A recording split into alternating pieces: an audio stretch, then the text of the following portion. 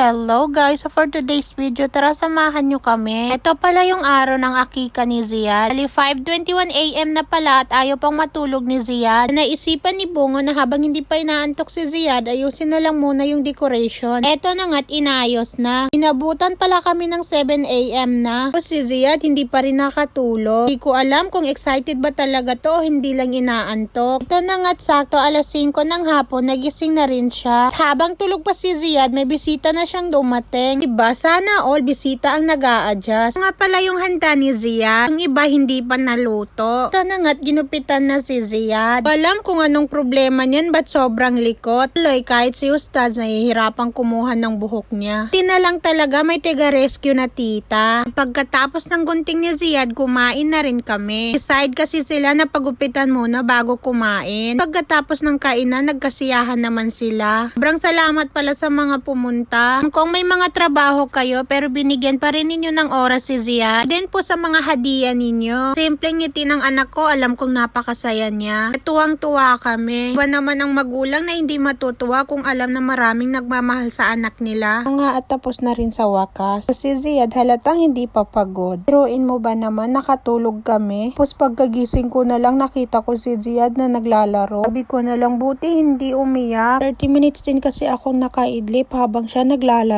At habang nilalaro siya ng tatay niya, sipa ni Bungo na bukas dadalhin namin siya sa barbershop. Kod kasi sa mahaba yan, alam kong Makati na. Kaya pagkabukasan dinala na namin si Ziad sa barbershop. Totoo lang, habang pumupunta kami doon, di ko alam kung anong nararamdaman ko. Di ko alam kung matutuwa ba ako o maiiyak. Sobra kasing nasasayangan ako sa buhok niya kasi sobrang haba na. Kasi sa mahaba na napakaitim pa. At nasa daan na rin kami. Ayos ni Bungo yung upo niya kasi tatawid kami. Ito lang din pala sa Old Souk yung barbershop na pupuntahan namin. Yan siya. Ito kasi yung alam namin na pang baby na barbershop. Ito nga at papasok na kami. Yung anak ko walang kamuang-muang. Alam mamaya paglabas namin iba na itsura niya. Actually buntis pa lang ako. Dito na namin planong ipagupit siya. Imagine mo next month 3 na pala kami magpapasalon. Na nga tinuumpisahan na yung pagpapagupit sa kanya. Explain muna si Bungo kasi ayoko kasing ipaubos yung buhok niya. Sabi nung manggugupit mas maganda daw na ubusin na lang. Para daw next na tubo niya mas healthy na. Hindi ko naman wag muna kasi hindi ko pa alam kung anong magiging itsura niya. Time lang kasi niyang magpagupit. Alhamdulillah napakabait niya habang ginugupitan. Umiiyak pa yung bata na nasa likod niya kaysa sa kanya. Tingin ba yung tatay ni Ziad? Every step ng manggugupit tinitingnan niya. Baka overprotective kasi niyan. Minsan nga sa pagiging overprotective niya naiinis na ako.